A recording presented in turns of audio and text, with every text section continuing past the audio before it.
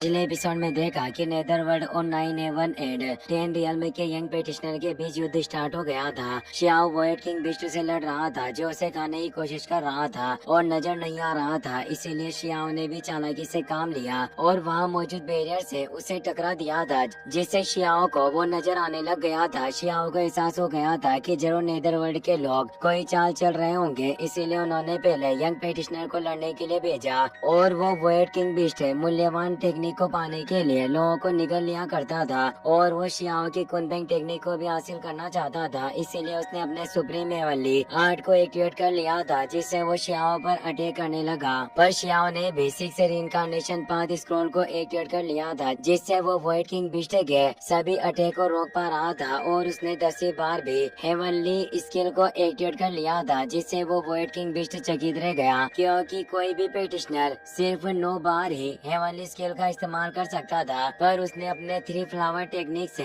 उस heavenly skill को रोक लिया था और शियाओ को एक फर्नेस में फंसा लिया। पर शियाओ ने अपनी गॉड बॉडी को एक्टिवेट कर लिया, जिससे वो वोइड किंग बिस्ट को बुरी तरीके से पीटने लग गया था और वो लगातार उसे पीटता ही जा रहा था, जिससे वोइड किंग बिस्ट काफी बुरी तरह से घायल हो गया था। शियाओ अब अपनी गॉड बॉडी को डीएक्टिवेट कर लेता है और पूछता है कि आखिर तुम्हारे नेदरवर्ल्ड की असली योजना क्या है और तुम्हारे रियल्म का वो ग्रेट इमोर्टल कौन है। मुझे तुम्हारे रियल्म के बारे में सब कुछ जानना है। वोइड किंग बिस्ट खड़ा हो जाता है। वो बोला कि ये राजा भले ही मरना पसंद करेगा, पर मैं अपनी दुनिया के बारे में एक शब्द भी तुम्हें नहीं बताऊंगा। ये कहकर वो अपने ओरा को फैलाने लगता है, तो शियाओ गॉडेस लियो की ब्रांचेस को एक्टिवेट करके उसे पूरी तरीके से जकड़ लेता है, जिससे उसके ऊपर काफी तेज दबाव पड़ना स्टार्ट हो गया था और शियाओ अब अपनी सोल सर्च टेक्निक का इस्तेमाल करने लगता है, जिससे वोइड किंग बिस्ट की सोल बाहर निकल कर आ रही थी। पर वोइड किंग अपनी सोल को रोकने की कोशिश कर रहा था। शियाओ कहता है कि तुम इतने जिद्दी हो कि मेरी सोल सर्च टेक्निक का विरोध करने की हिम्मत कर रहे हो। वोइड किंग बोलता है कि तुम मेरी सोल बॉडी की जांच नहीं कर सकते, क्योंकि हमारे कबीले की प्रीमोडियल स्पिरिट यानी सोल बॉडी पर एक प्रतिबंध होता है, जिससे अगर किसी ने जबरदस्ती हमारे सोल के द्वारा सच्चाई उगलवाने की कोशिश की तो सेल्फ डिस्ट्रक्शन यानी आत्म विनाश होगा, जिससे सब कुछ बर्बाद हो जाएगा। शियाओ अपनी ब्रांचेस को वापस कर लेता है, जिससे वोइड किंग की सोल वापस से उसकी बॉडी में चली जाती है और वो बोलता है कि तुम चाहकर भी मेरा कुछ नहीं उखाड़ सकते, ना ही मेरे कबीले के बारे में कुछ जान सकते हो। शियाओ अब अपनी एशियन पिल फर्नेस को बाहर निकालता है और उसकी मदद से वोइड किंग के चारों तरफ बने बैरियर को तोड़ देता है और उस पर तेज दबाव डालने लग गया था। साथ ही अब वो डालो इमोर्टल स्वॉर्ड को भी बाहर निकाल लेता है और उसके एक स्लेज से ही वोइड किंग की एक टांग को काट डालता है और बोलता है कि अगर मैं तुम्हारी बॉडी से सच्चाई नहीं जान सकता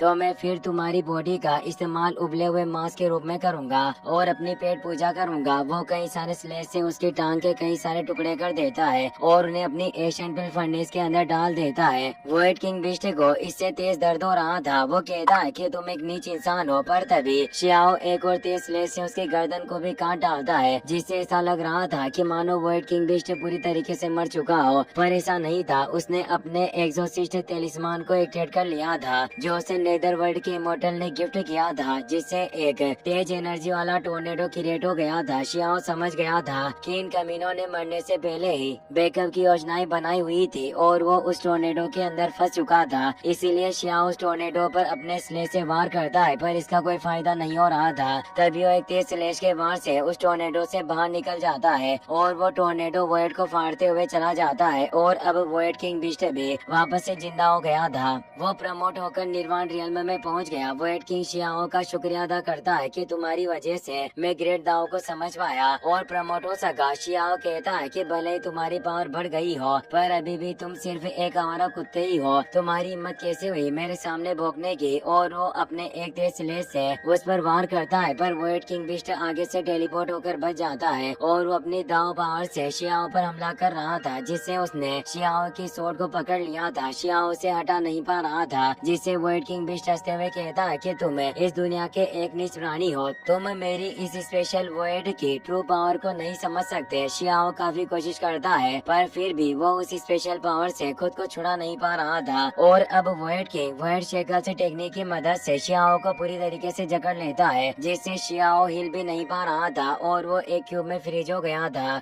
वोइड किंग टेलीपोर्ट होकर शियाओ के पीछे आ चुका था। वोइड किंग काफी खुश हो रहा था कि आखिरकार मैंने इस कीड़े को अपने काबू में ले लिया और वो वो उसे कहता है कि ये मेरी वॉइड शेकल टेक्निक है जो स्पेशली डिवाइन रूल का ही एक रूप है। इस दुनिया की कोई भी चीज इन बेड़ियों को तोड़ नहीं सकती, इसीलिए अब तुम्हें इस किंग के निर्वाणा और पुनर्जन्म टेक्निक का साक्षी बनकर मृत्यु को प्राप्त करना होगा। धीरे धीरे उसकी पावर बढ़ती जा रही थी क्योंकि उसने वर्ल्ड दाव रियल की ग्लोरी को प्राप्त कर लिया था। अब हमें दूसरी तरफ मौजूद लिंग बाव वर्ल्ड में एक नेदर वर्ल्ड के पेटिशनर को दिखाया जाता है जो कहता है कि हमारे रियल के वर्ल्ड किंग बिस्ट को निर्वाणा रियल का अवसर प्राप्त हुआ है। वास्तव में इससे हमें काफी ज्यादा लाभ मिलेगा और हम जीत हासिल कर पाएंगे। मुझे भी इन बाकी पेटिशनर के साथ जल्दी से इस लड़ाई को खत्म करना होगा जिससे मैं ग्रेट इमोर्टल के लिए जीत को सुनिश्चित कर सकता हूँ। शियाओ अपनी जगह से बिल्कुल भी हिल नहीं पा रहा था। वर्ल्ड किंग बोलता है कि नीच प्राणी, अब आखिरकार तुम धूल में मिलने वाले हो, और वो उस पर हमला करने के लिए आगे बढ़ रहा था। शियाओ भले ही फ्रीज हो गया था पर उसका मन जागृत था जिससे वो अपनी कुनपेंग टेक्निक को एक्टिवेट कर लेता है। शियाओ के अंदर से काफी तेज गोल्डन थंडर के साथ स्टोन वेल और फिनिक्स बाहर निकल आती है और वो ऊपर आसमान में जाकर कुनपेंग की yin and yang reverse change technique को एक्टिवेट कर देती है जिससे एक डिवाइन रूल क्रिएट हो गया था।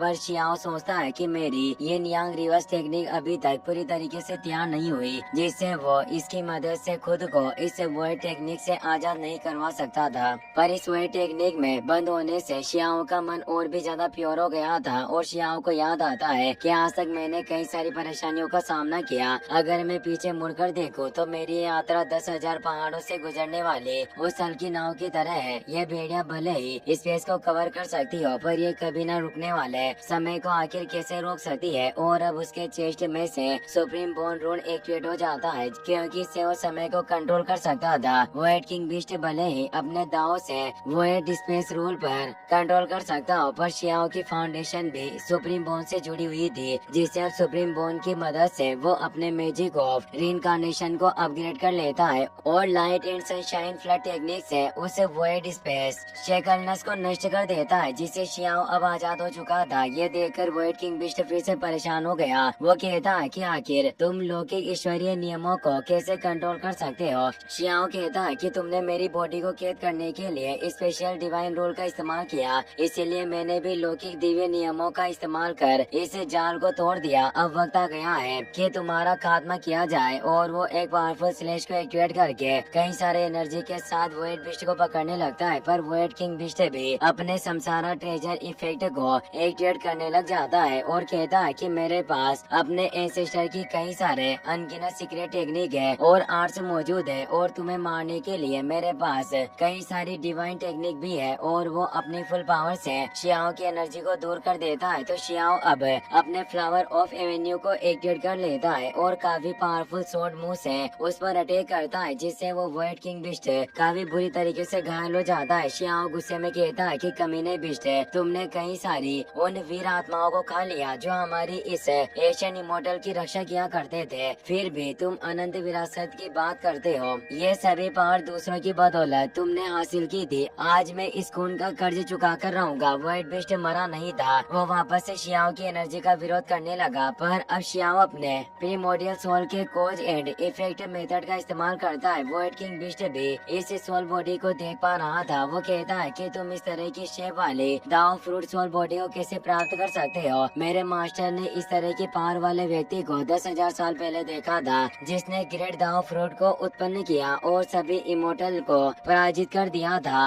वो इंसान जरूर तुम ही होगे। वो शियाओ की एनर्जी से बचने का भी कोशिश करता है पर बच नहीं पा रहा था और काफी तेज एनर्जी की वजह से उसकी बॉडी जलकर राख हो जाती है। शियाओ भी अपनी पावर को डीएक्टिवेट कर लेता है और वो सोचता है कि अपने निर्वाणा प्रोसेस को पूरा करना चाहता था पर ये इसमें कामयाब नहीं रहा। अब उस वॉइड किंग बिस्ट के मरने से उसकी बॉडी में मौजूद लाखों लोगों की सोल अब बाहर आ जाती है। उन सभी को अब मुक्ति मिल गई थी और ये सभी इमोर्टल एशियन हीरोज थे जिन्होंने कभी न कभी इस एशियन इमोर्टल को प्रोटेक्ट किया था पर इस वॉइड किंग बिस्ट के द्वारा उन्हें निगल लिया गया। वो सभी शियाओ का धन्यवाद करते हैं। शियाओ उनसे पूछता है कि क्या आप उस विदेशी दुनिया नेदरवर्ल्ड की सच्चाई जानते हैं, क्या आखिर हमसे बदला क्यों लेना चाहते हैं, पर वो कोई जवाब नहीं देते और अब वो सभी सोल बॉडी वहाँ से गायब हो जाती है। शियाओ सोचता है कि ऐसा लग रहा है कि मैं उस नेदरवर्ल्ड के बारे में कोई सुराग नहीं ढूंढ सकता। अब वो नीचे आ जाता है। उसने वॉइड किंग बिस्ट का जो पैर काटा था सिर्फ वही उसकी बॉडी में से बचा होता है। शियाओ सोचता है कि ये पैर मेरे भोजन के लिए काफी अच्छा रहेगा